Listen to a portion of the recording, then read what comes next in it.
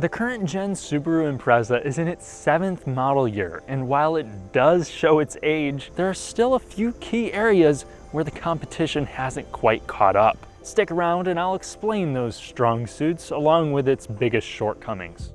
The car sitting next to me is a 2023, but it almost doesn't matter as there were quite literally 0 changes for this model year, which means more than likely this is the last model year of this generation. And they didn't really even update anything for 2022 outside of removing the limited sedan trim. Before I get into the meat of this video, if you enjoy fun, detailed car content without fluff, consider subscribing and hitting the bell for notifications. So the first and most important aspect to the Impreza for me is its great handling, comfort, and capability for the class. It soaks up road imperfections better than most of its competitors, if not all of them. It also stays quite composed around corners, even if the roads are rough. But I will note that the Crosstrek, which is a lifted, modified Impreza hatch injected with body cladding, feels a little less disturbed by abysmal roads. And if you don't want to be disturbed by a dealer markup, consider Royal on the Eastside in Bloomington, Indiana, the friendly dealership that's let me drive a few Imprezas over the years, and where you can find new Subarus at MSRP, so check them out.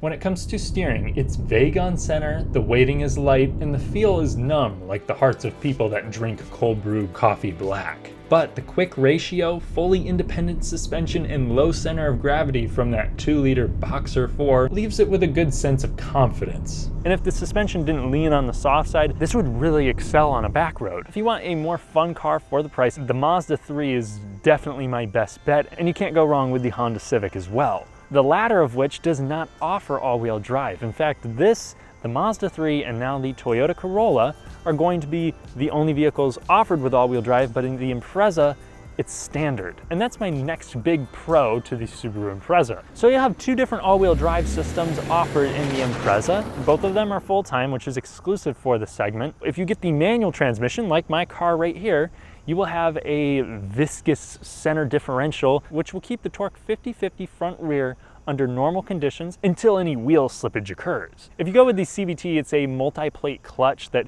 kind of just continuously varies the power between front and rear, but will typically lie around a 60-40 split. Both are great setups. The manual transmission definitely does take a hit in gas mileage. The next distinct factor to the Impreza is its anti-SUV argument. One big part of that is the all-wheel drive, but this is not the first car to offer something like that. But it is one of the only that still get pretty good gas mileage. We're talking 36 on the highway, 32 combined for the bulk selling automatic. That's considerably better than the all-wheel drive Mazda 3, but the mileage will likely get blown out of the water by that upcoming 4x4 Corolla, as all-wheel drive will only be offered in the hybrid variant, which is unavailable in hatchback form, giving the Subi an edge in versatility. And the Subaru setup is superior for all-weather traction. But why is that a good argument against SUVs? Well, when you look at cars like, say, the Toyota Camry versus the Toyota RAV4, if you get the Camry with the all-wheel drive, then it's great that they offer it, but it's lower to the ground, has less cargo space, and doesn't get any better gas mileage. Obviously, there's different reasons to buy either, but with the Impreza, it actually does have a leg up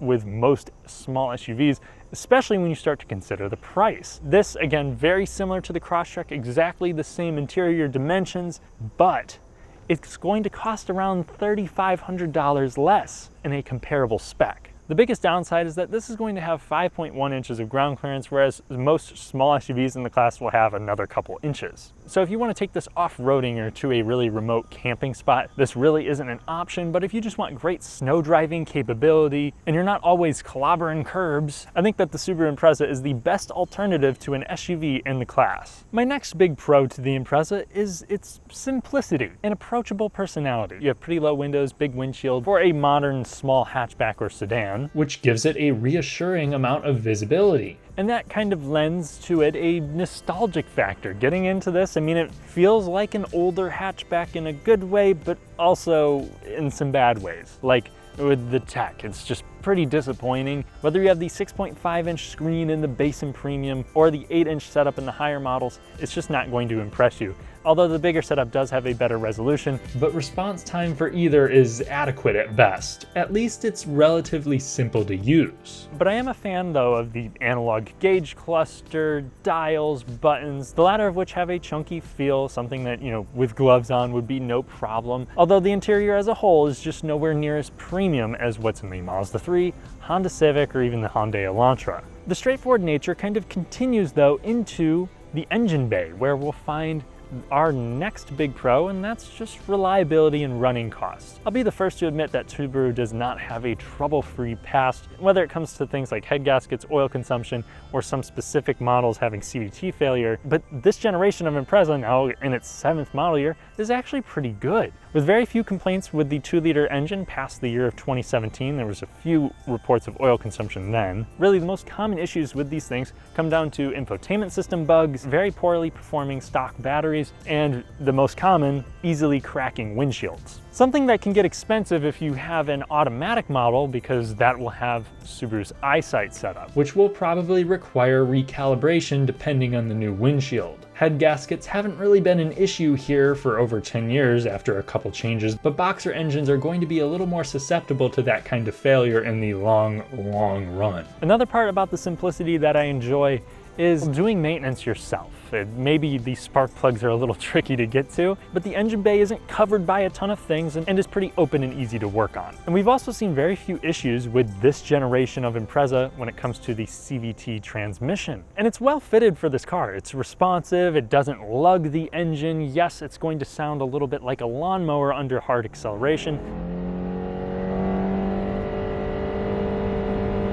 But if you want something sporty, just try to dig around for a 5-speed manual transmission. Yes, it's not the 6-speed from the Crosstrek. And honestly, I actually prefer the 5-speed because it actually has a clutch pedal with good feedback and a slightly rubbery shifter, but it has a nice engagement to it. It's a fun little communicative transmission that's obviously not oriented towards performance driving, but it is quite enjoyable as a commuter, a little more so than the still decent, more notchy Num Trans in the Crosstrek. The biggest downside is you're revving around 2,650 RPMs at 65 miles per hour.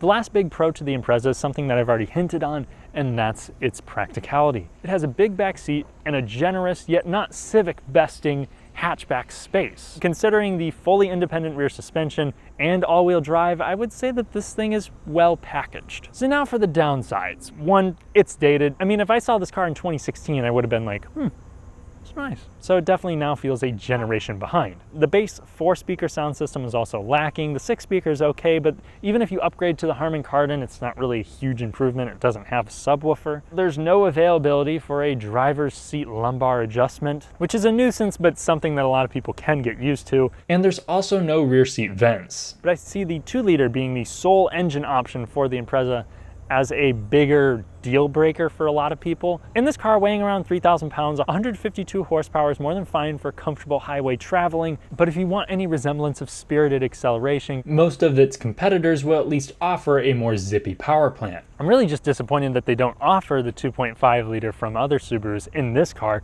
because it's proven to really get about the same gas mileage. And that's the next thing, which really isn't a downside to the car, but if you compare it to some of its other front-wheel drive rivals, it does get worse gas mileage. Overall, I think that the Impreza does what a lot of other Subarus do really well, just in a compact package. There are more heart racing options in the class, there are cars that get a lot more features, but if you want something forgiving that feels like it can stand the test of time and go anywhere that you need it to, with impressive practicality and competent handling, then the Subaru Impreza would be my recommendation. Thanks for watching. If you enjoyed the video, please leave a like and help me battle the YouTube algorithm. If you want to see more, consider subscribing and hitting the bell. And thank you to my very loyal patrons. I'll catch you in the next one.